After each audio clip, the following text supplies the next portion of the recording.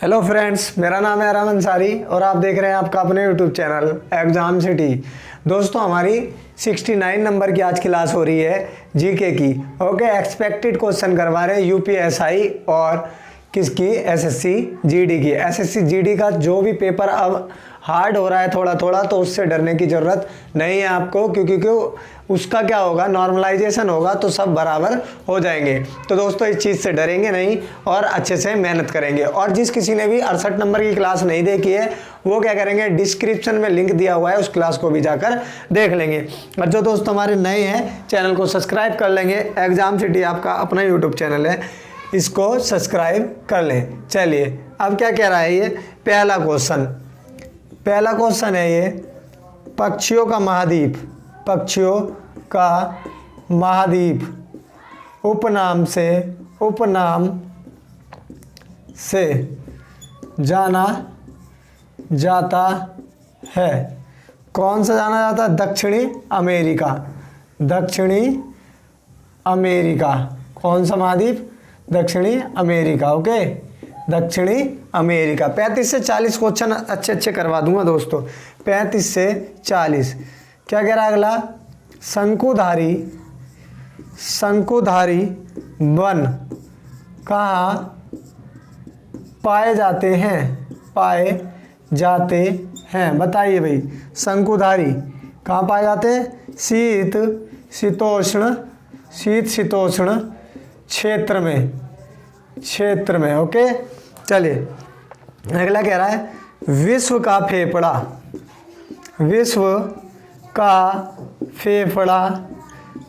फेफड़ा के नाम से जाना जाता है। कौन सा जाना जाता है? विषुवतीय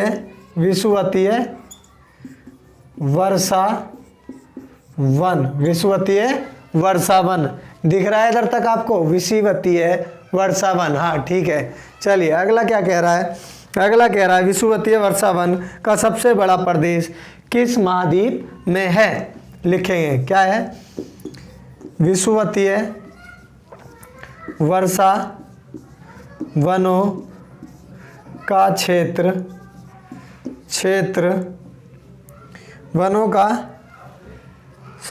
वनों का सबसे बड़ा प्रदेश, वनों का सबसे बड़ा प्रदेश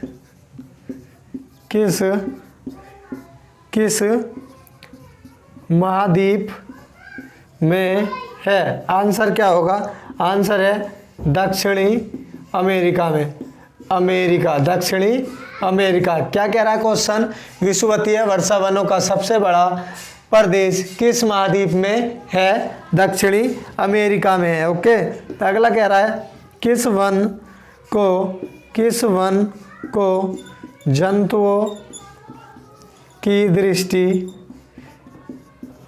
की दृष्टि से प्राकृतिक प्राणी उद्यान कहते हैं? बताइए, किसे कहते हैं? सवाना वन को। सवाना वन। ओके, सवाना वन को। अगला कह रहा है कि फलों के उत्पादन को क्या कहा जाता है? फलों के उत्पादन को कहते हैं, क्या कहते हैं? हॉर्टिकल्चर। ओके, हॉर्टिकल्चर कहते हैं। चलिए अगला क्या कह रहा है? अगला कह रहा है मधुमक्खी या मौन पालन क्या कहलाता है? बताइए, मधुमक्खी या मौन पालन क्या कहलाता है? बताइए भाई, क्या कहलाता है? एपीकल्चर कहलाता है। चलिए अगला कह रहा है पृथ्वी समस्त के क्षेत्रफल, समस्त पृथ्वी के क्षेत्रफल का कितना प्रतिशत भाग जल से आच्छादित है? बताइए। 71% भाग है, 71%। ओके, दिख रहा है ना नीचे तक? समस्त पृथ्वी के क्षेत्रफल का कितना प्रतिशत भाग जल से आच्छादित है? 71%। ओके, चलिए मिटा देते हैं, आगे के करवाते हैं क्वेश्चन। और जो दोस्त नए हैं चैनल पे, चैनल को सब्सक्राइब कर लेंगे मेरे दोस्त, बेल आइकन को भी ऑन कर लेंगे, आने वाली वीडियो सबसे पहले आप तक पहुंच जाए, इसलिए क्या करेंगे, बेल आइकन को भी ऑन कर लेंगे। चलिए अब आगे चलते हैं, आगे देखते हैं कितने अच्छे विश्व का भूगोल करवा रहा हूँ। काफ़ी अच्छे क्वेश्चन है, काफ़ी अच्छे क्वेश्चन है इसमें। ओके, चलिए अगला क्वेश्चन कह रहा है डॉल्फिन चैनल कटक स्थित है। कहाँ स्थित है? Dolphin channel dolphin challenger Cuttack स्थित है। कहाँ स्थित है? अटलांटिक महासागर में, अटलांटिक महासागर में। अब ये कह रहा है कि किस नदी को यूरोपीय व्यापार की जीवन रेखा कहा जाता है? बताइए किसे कहा जाता है? राइन नदी को। ओके, राइन नदी को। अगला कह रहा है भाई सीन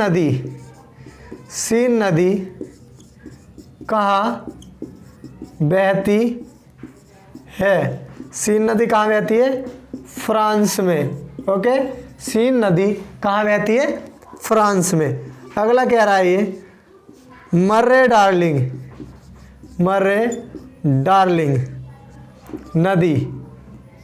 नदी कहाँ बहती है? मर्रे डार्लिंग नदी कहाँ बहती है? ऑस्ट्रेलिया में। मर्रे डार्लिंग नदी कहाँ बहती है? ऑस्ट्रेलिया में। अगला कह रहा है भाई नील नदी कहाँ गिरती है? बताएं, नील नदी कहाँ गिरती है? भूमध्य सागर में गिरती है भाई, भूमध्य सागर में। नील नदी कहाँ गिरती है? भूमध्य सागर में। आई होप आपके समझ में आ रहे होंगे क्वेश्चन। अब ये कह रहा है कौन सी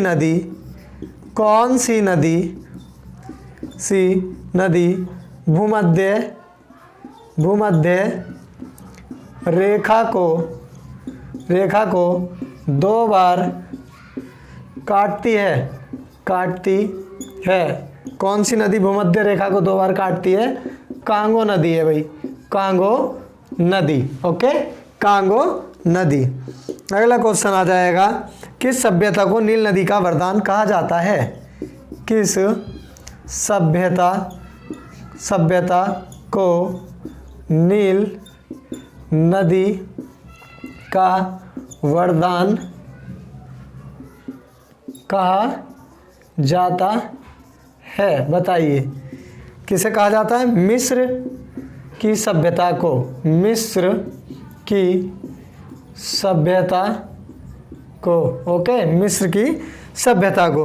अगला कह रहा भाई विश्व में ऊनी वस्त्र का सबसे बड़ा उत्पादक कौन सा देश है? ओके, विश्व में ऊनी वस्त्र का सबसे बड़ा उत्पादक देश। बताइए सबसे बड़ा उत्पादक देश कौन सा है ऊनी वस्त्र का? कौन सा है? यह है ऑस्ट्रेलिया। कौन सा है भाई? ऑस्ट्रेलिया। ऑस्ट्रेलिया। चलिए अगला कह रहा है जहाज निर्माण में कौन सा देश प्रथम है? जहाज निर्माण में प्रथम देश, सर्वप्रथम देश, यहाँ लिख लेंगे सर्वप्रथम देश कौन सा है? जापान। जापान है भाई। जहाज निर्माण में सर्वप्रथम कौन सा देश है? जापान। मिटा दें? ऊपर से लिखवाते हैं हम, ऊपर से लिखवाते हैं। चलिए मेरे दोस्त, चैनल को सपोर्ट करेंगे भाई, सपोर्ट करें यार, आपके लिए ही बना रहा हूँ मैं क्लास, आपके लिए। ओके, अच्छी क्लासेस बना रहा हूँ, पूरी मेहनत लगा रहा हूँ, इन क्वेश्चनों को पूरा छाट के लाता हूँ। और ये जो है ना, आप देख रहे हो मेरे हाथ में ये नोट्स है, मैंने अपने पहले नोट्स बनाए हैं, पता है काफ़ी टाइम में नोट्स बने हैं। कम से कम इन नोट्स को बनाने में मैंने 5 से 7 महीने लगा दिए हैं। तो 5 से 7 महीने में नोट्स बनाए, 7-8 महीने की मेहनत है यार, 1-2 दिन की मेहनत नहीं है। जब आपको करवा रहा हूँ मैं तो आप इसको अच्छे से पढ़ेंगे। अब ये कह रहा भाई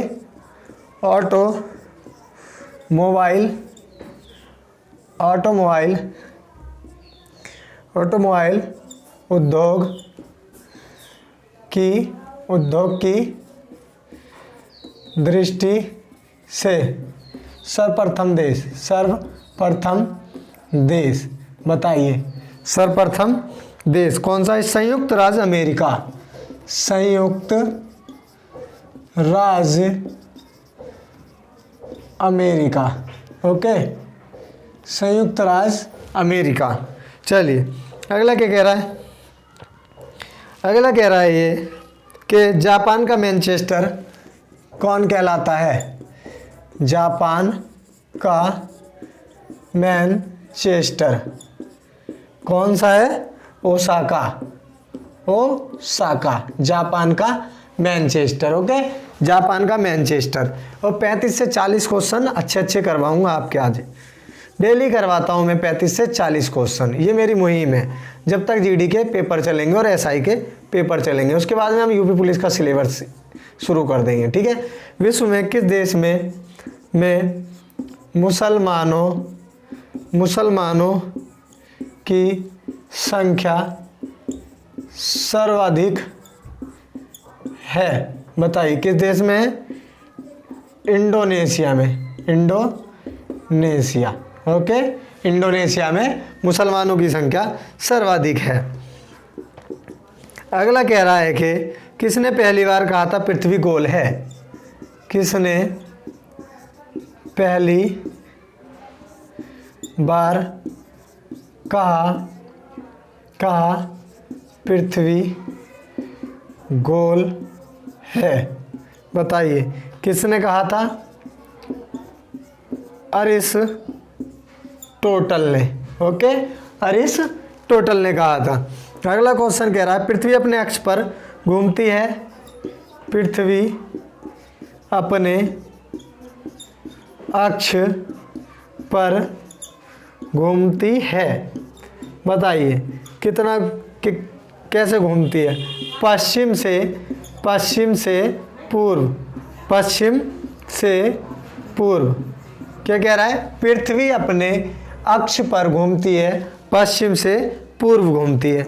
ओके, अक्ष पर कह रहा है। अगला है दिन व रात होने के कारण हैं। दिन व रात होने के कारण हैं। क्या है? पृथ्वी का अपने अक्ष पर घूर्णन। ओके, दिन व रात होने का कारण है पृथ्वी का अपने अक्ष पर घूर्णन। ओके, चलिए अगला क्वेश्चन क्या कह रहा है कि पृथ्वी पर दिन व रात की अवधि समान होती है। कहाँ होती है समान? कहाँ होती है? भूमध्य रेखा पर। भूमध्य रेखा पर, भूमध्य रेखा पर। ओके, ऋतुएं क्यों होती हैं? अगला क्वेश्चन कह रहा है ऋतुएं क्यों क्यों क्यों होती हैं? क्यों होती हैं? ऋतुएं बताएंगे। आंसर क्या है इसका? पृथ्वी के सूर्य के चारों ओर परिभ्रमण के कारण, चारों ओर परिभ्रमण के कारण। ओके, परिभ्रमण के कारण। अगला क्वेश्चन क्या कह रहा है कि वायुमंडल की सबसे निचली परत कहलाती है। वायुमंडल की सबसे निचली परत कहलाती है क्षोभ मंडल। ओके, क्षोभ मंडल कहलाती है। मिटा दें दोस्तों, मिटा दें, मार्कर भी चेंज कर लेते हैं हम। क्या कह रहा है? वायुमंडल की सबसे निचली परत, यह तय परत कहलाती है क्षोभ मंडल। ओके, क्षोभ मंडल। और लिखने में कोई मिस्टेक हो रही हो ना तो यार माफ़ी चाहता हूँ, उसके लिए माफ़ी चाहता हूँ। आप समझ सकते हो कि जल्दी जल्दी क्लास करवाने में ना थोड़ी मिस्टेक तो हो ही जाती है, इंसान है हम भी। और क्या है, जल्दी क्लास करवाने का मकसद क्या है? एक तो यहाँ बहुत शोर होता है, गली में बच्चे शोर मचाते हैं। दूसरा क्या है कि भाई अब आपके एग्ज़ाम चलने इतना समय है नहीं, आपके पास इतना समय है नहीं जो एक घंटे की क्लास बनाई जाए, है ना। तो आपको क्या करना है, अपना पिछले वाला रिवीजन करना है, नए पे भी ध्यान ना दें। ये मैंने सब करवा रखा है, इसलिए आपको रिवीजन के तौर पे करवा रहा हूँ। चलिए, अगला कह रहा है कि मेघ गर्जन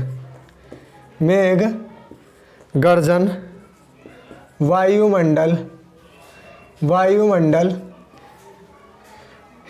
की किस परत में होता है? बताइए, किस में होता है? क्षोभ मंडल में। ओके, वायुमंडल की सबसे निचली परत कौन सी है? क्षोभ मंडल। और मेघ गर्जन वायुमंडल की किस परत में? क्षोभ मंडल में। मतलब देखिए, वर्षा जो होती है गरजने के साथ, वो कौन से मंडल से होती है? क्षोभ मंडल से। ओके, अब क्या कह रहा है ये? हवाई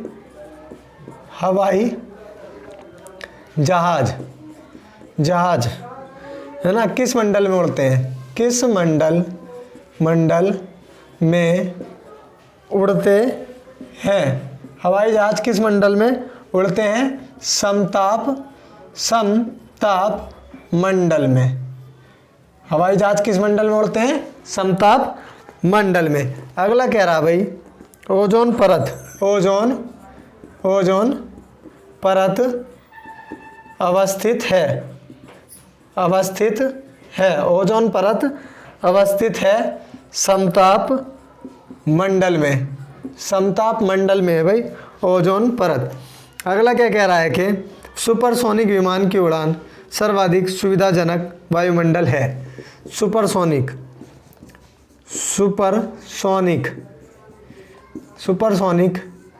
विमान किस मंडल में उड़ते हैं? सुपरसोनिक विमान ये भी समताप मंडल में उड़ते हैं। ओके, समताप मंडल में। अगला कह रहा है विश्व की सर्वोच्च पर्वत चोटी माउंट एवरेस्ट। विश्व की सर्वोच्च पर्वत चोटी माउंट एवरेस्ट किस देश में है? किस देश में है? नेपाल में है। माउंट एवरेस्ट किस देश में? नेपाल। कुछ हमारे दोस्त कहाँ बताते हैं? इंडिया। गलत है, इंडिया गलत है। कहाँ पे? नेपाल में। अगला क्या है? विश्व का सर्वाधिक ऊंचा पठार। बताइए कौन सा है? तिब्बत का पठार, रूफ ऑफ द वर्ल्ड भी कहते हैं इसे, विश्व की छत भी कहते हैं। ये देख लिया। अगला क्वेश्चन वही है, विश्व की छत कहा जाता है। विश्व की छत किसे कहा जाता है? पामीर के पठार को, पामीर का पठार तिब्बत को। अगला क्या कह रहा है?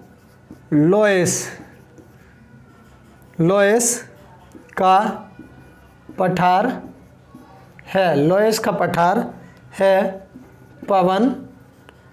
पवनकृत, लोएस का पठार है पवनकृत। अगला है, किस महाद्वीप की संरचना अंग्रेजी के एस अक्षर की तरह है? किस महाद्वीप की संरचना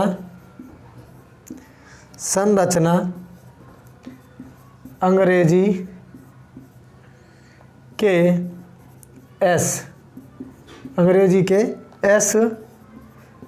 अक्षर की तरह है? बताइए किसकी है? अंटार्कटिका की, अंटार्कटिका।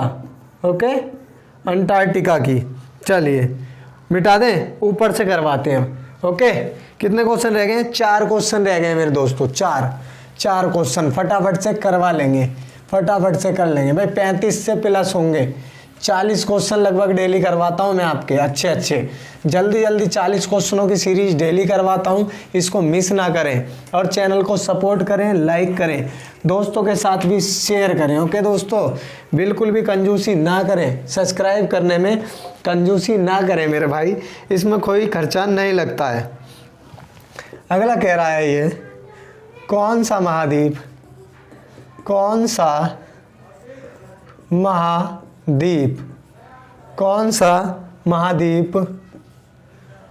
पूर्णतः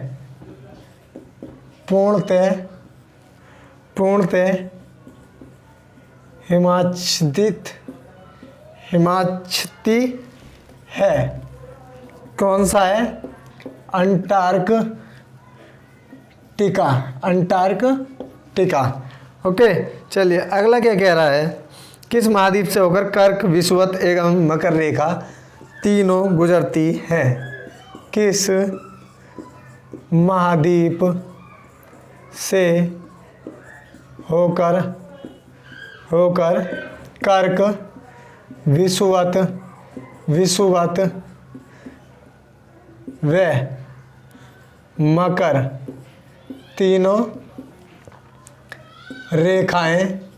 तीनों रेखाएं गुजरती हैं? बताइए किस महाद्वीप से? अफ्रीका से, अफ्रीका महाद्वीप। किस महाद्वीप से होकर कर्क, विषुवत व मकर तीनों रेखाएं गुजरती हैं? अफ्रीका महाद्वीप से। ओके दोस्तों, अफ्रीका महाद्वीप से होकर। अगला कह रहा है कि किस महाद्वीप में ज्वालामुखी का सर्वथा अभाव पाया जाता है? बताइए कहाँ पाया जाता है? बताएं। पाया जाता है कहाँ पे? ऑस्ट्रेलिया में। क्या कह रहा है? क्वेश्चन दोबारा पढ़ लेंगे। किस महाद्वीप में ज्वालामुखी का सर्वथा अभाव पाया जाता है? ऑस्ट्रेलिया में। ओके, ऑस्ट्रेलिया में। अगला कह रहा है, सिनकोना के वृक्ष किस वन में पाए जाते हैं? बताइए भाई, सिनकोना के वृक्ष किस वन में पाए जाते हैं? विषुवतीय में। आंसर क्या है? विषुवतीय वन। और सिनकोना की छाल से क्या बनाई जाती है? कुनेन की दवा। तो हमारी क्लास यहाँ पे हो जाती है समाप्त, पूरी हो जाती है। अब क्या करना है? Exam city. Okay, Arham Ansari, ARHAM, Arham Ansari, इसको आप सपोर्ट करें दोस्तों। ये आपका अपना यूट्यूब चैनल है, मैं आपके लिए इतनी मेहनत कर रहा हूँ मेरे दोस्त, आपको भी इतना तो फ़र्ज़ बनता है कि चैनल को सपोर्ट करें, सब्सक्राइब करें और अच्छे अच्छे कमेंट्स भी करें आपको। और अगली मतलब मैं इस टाइम विश्व का भूगोल करा रहा हूँ आपका। क्या है? विश्व का भूगोल, विश्व का भूगोल, वर्ल्ड ज्योग्राफी। ओके, तो आगे आपको किस टॉपिक पे अगर जीके मतलब अलग चाहिए और किसी को मान लो हिस्ट्री पे चाहिए तो मैं हिस्ट्री पे बना दूंगा, और मान लो क्या आपको जैसे राजनीति चाहिए या अर्थशास्त्र चाहिए तो आप बता दें, कोई दिक्कत नहीं, मैं उस पर बना दूंगा। लेकिन अभी मेरा विश्व का भूगोल चल रही है तो आप इसको अच्छे से पढ़ें। क्लास में जाने से पहले, चाहे यूपीएसआई हो चाहे एसएससी जीडी हो, जाने से पहले एक बार क्लास को देख के जाएंगे। 4 से 5 क्वेश्चन आपके हर क्लास से फंस जाएंगे, तो जीके आपकी बाहर नहीं जाएगी। करंट अफेयर आप देख लेंगे, बाकी जीके मैं करवा ही रहा हूँ। और जिस किसी ने भी पिछली वाली क्लास नहीं देखी है, डिस्क्रिप्शन में लिंक दिया हुआ है, वहाँ जाके देख लेंगे दोस्तों। तो मैं आशा करता हूँ कि आपका इस बार एसएससी जीडी और यूपीएसआई में अच्छे नंबरों से सिलेक्शन हो जाए। बस आपको क्या कहना है कि मेहनत बना के रखनी है और पेपर देने के बाद पढ़ाई नहीं छोड़नी है। यूपी पुलिस की कांस्टेबल भर्ती आएगी, 27,000 प्लस भर्ती आएगी, उसके लिए हमें कंटिन्यू मेहनत रखनी है। ओके दोस्तों, तो आई होप आप सभी मेरी बातें को समझ गए होंगे। अब तक के लिए इतना ही रखते हैं, मिलते हैं अगली क्लास में। जय हिंद, जय भारत।